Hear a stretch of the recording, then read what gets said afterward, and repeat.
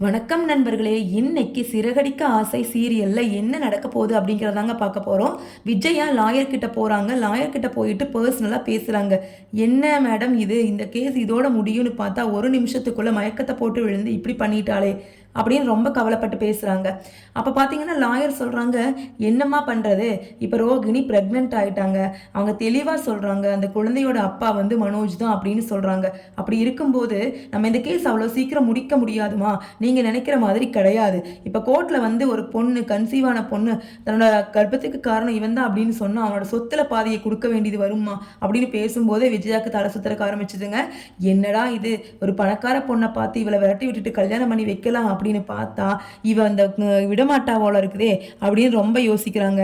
என்ன மேடம் இது, அவன் தான் தெளிவா சொல்லிட்டானே, நான் இல்லை அப்படின்னு சொல்லிட்டானே, அதுக்கப்புறம் மறுபடியும் அவனை சொன்னா என்ன பண்றது அப்படின்னு கேட்குறாங்க விஜயா.